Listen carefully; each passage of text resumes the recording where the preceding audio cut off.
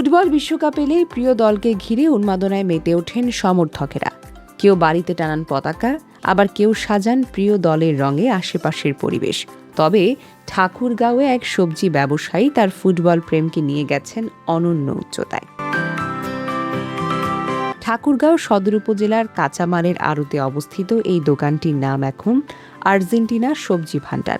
Argentina দলের একনিষ্ঠ সমর্থক কাউসার আলী নিজের সবজির দোকানটি সাজিয়েছেন নীল সাদা পতাকায়। দোকানের চারপাশে উঠছে ছোট বড় অসংখ্য আর্জেন্টিনার পতাকা। শুধু সাজসজ্জাই নয়, ক্রেতাদের জন্য রয়েছে বিশেষ অফারও।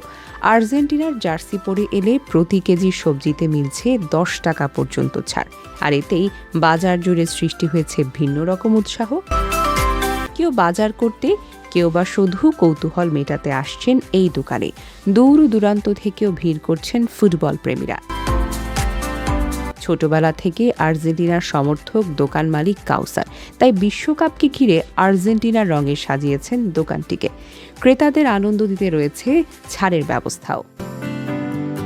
বিশ্বকাপের উন্মাদনায় যখন দেশ জুড়ে চলছে নানা আয়োজন, তখন ঠাকুরগাঁওয়ের আর্জেন্টিনার সবজি ভান্ডার হয়ে উঠেছে ফুটবল প্রেম আর ব্যবসায়িক সৃজনশীলতার এক অনন্য উদাহরণ।